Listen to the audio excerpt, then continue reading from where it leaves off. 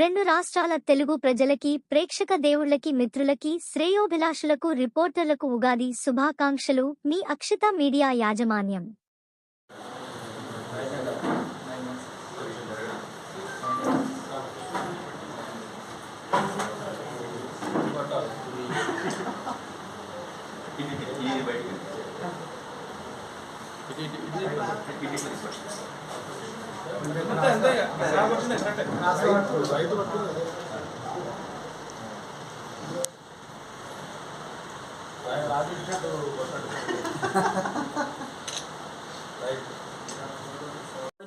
ఈ ప్రాంతం నడుస్తుంది కానీ రైతులకి రాకపోకలు లేని పరిస్థితి గతంలో.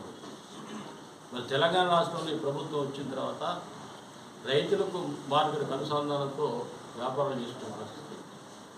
కాబట్టి ఇవన్నీ కూడా దృష్టిలో పెట్టుకొని ఒక గోడ వేస్తే, ఏసీ గోడ వేస్తే ఈ ప్రాంతం ఉన్నటువంటి గిరిజన రైతులందరూ కూడా రైతుకి రేట్ వచ్చే వరకు ఈ ఏసీ గోడలో వాళ్ళ సరుకుని నిల్వ చేసుకుంటే మరి మంచి ఉపయోగపడుతుందని చెప్పి మరి మా యొక్క ఆలోచన. తప్పకుండా ప్రభుత్వం కానీ సంబంధించిన శాఖ మంత్రి కానీ తిమ్మరాజు గారు స్పందించి ఈ గోడాన్ని ఇచ్చే విధంగా మరి ప్రయత్నం చేయాలని విజ్ఞప్తి చేస్తూ, ముఖ్యంగా ఈ మార్కెట్కి ఎల్లందు మార్కెట్ సంబంధించినటువంటి సిబ్బంది కావచ్చు, సెక్రటరీ గారు కావచ్చు, అదేవిధంగా డైరెక్టర్, వీరందరూ కోఆపరేషన్ ఉంటే ఈరోజు ఇంత గొప్ప మరి టర్న్ ఓవర్ ఆదాయం రావడం.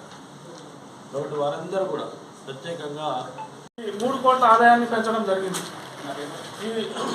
ఇప్పుడు అదేవిధంగా మనం మొట్టమొదటిసారిగా ఇక్కడ మార్కెట్ రన్ చేయాలనే ఉద్దేశంతో ఇళ్ళందులో చాలా ప్రయత్నాలు చేశాం. కానీ ఇక్కడ బయట చిల్లర కౌంటర్లు వాళ్ళే రన్ చేస్తూ ఉన్నారు. వాళ్ళని కూడా ఈ వేదిక నుంచి మా సార్ ద్వారా వాళ్ళ కఠినమైన చర్యలు తీసుకొని మేము నెక్స్ట్ వార్షిక సంవత్సరంలో మార్కెట్ రన్ చేయడానికి ప్రయత్నం చేస్తాం. అదేవిధంగా టేకులపల్లిలో కూడా మొట్టమొదటిసారిగా ఎప్పుడు లేని విధంగా మేము మిర్చి యార్డ్ని కూడా రన్ చేయడం జరిగింది. దాదాపు 311 మంది రైతుల దగ్గర సుమారుగా 1100 క్వింటాలు ఖరీదు చేసి 1 కోటి రూపాయల టర్న్ ఓవర్ అక్కడ చేశాము. ఇంకా అక్కడ కరెక్ట్గా ఇంకా లాస్ట్ స్టార్టింగ్లో కాకుండా మేము లాస్ట్ సీజన్ ఎండింగ్లో స్టార్ట్ చేశాం కాబట్టి తక్కువ రైతుల దగ్గర ఖరీదు చేయగలిగాం. నెక్స్ట్ సీజన్కి మేము ప్రణాళికబద్ధంగా ఉండి ఇక్కడ పూర్తి స్థాయిలో మార్కెట్ రన్ చేయడానికి మేము అందరం, మా డైరెక్టర్లు, మా అందరూ సార్ సాయంతో మేము అక్కడ పూర్తి స్థాయిలో చేయాలని అనుకుంటున్నాం.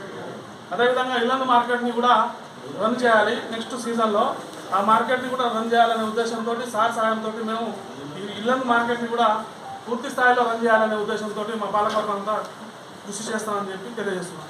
అదేవిధంగా మన మార్కెట్లో ఆదాయము ఇప్పుడు ప్రజెంట్గా 8 కోట్లు ఉంది.